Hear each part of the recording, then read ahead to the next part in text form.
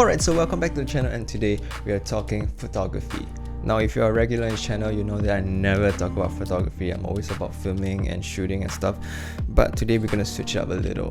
And please excuse the hair, because our barbershop's not open. We're all in isolation. We can't go out and fix our hair. So the reason for me doing this is because we're all in isolation and I'm not able to get my regular video gigs and stuff. So doing a bit of this photo shoots can help me earn a bit of that sweet cash, So today's photo shoot is actually on this.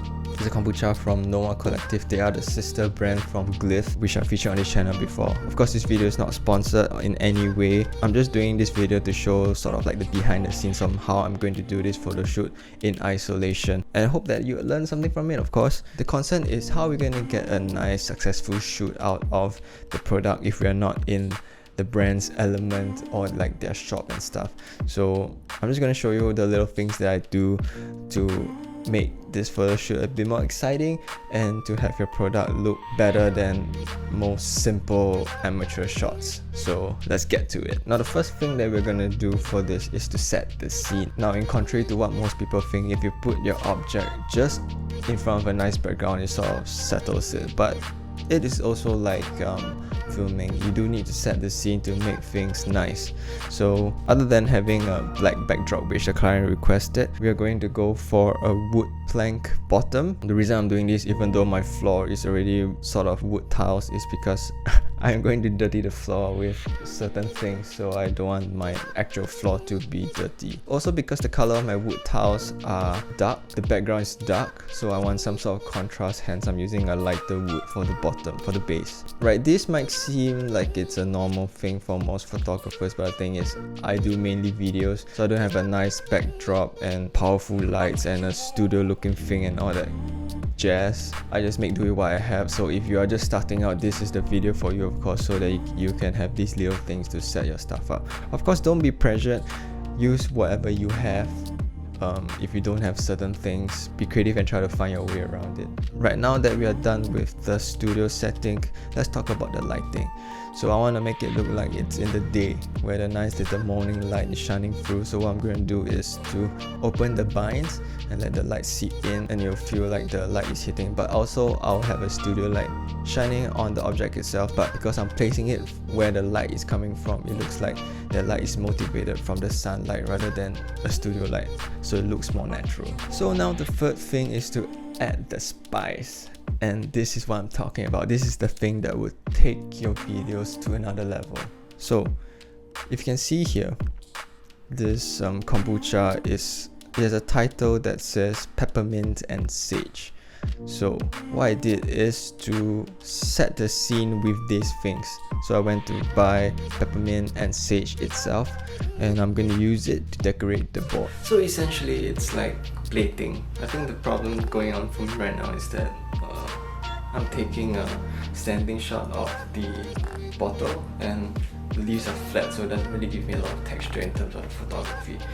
I'll be adding a bit more spice by tearing up a lot of those mint leaves, and then when I'm shooting, I'll just sprinkle it over the bottle.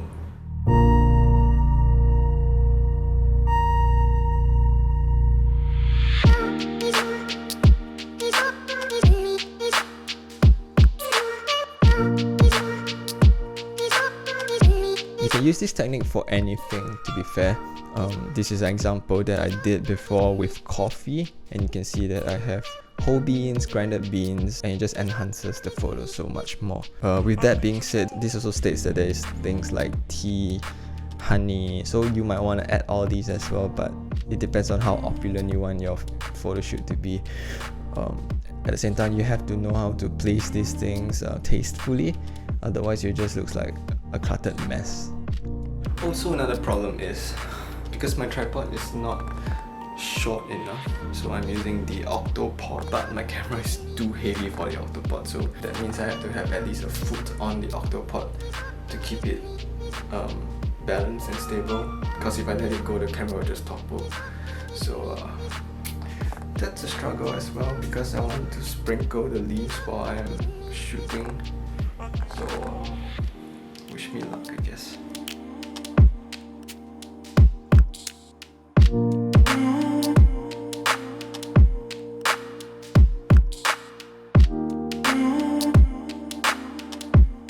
course, when it comes to your options and choices, you can do other styles as well. I'm doing this way only because the client requested for it, but you can actually do this way, you know, like a flat lay. You can do it with the herbs, and then you can add in flowers as well if you have, or whatever that you would feel suits the theme of the bottle.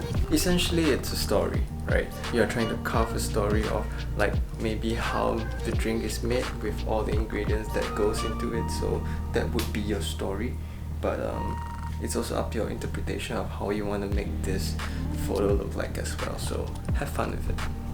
And there you have it. That is my quick little tutorial on how to make your photo shoots more exciting. Go and try it out, even if you don't have any client shoots. Have fun with it and see what you can come up with. I think it will intrigue you because you get to play with so many more elements than just your product, angles and things like that. Use things around you to make things exciting and creative, and you might actually come up with something that you didn't expect. So hope you enjoyed this video, and I will see you in the next one. Ciao.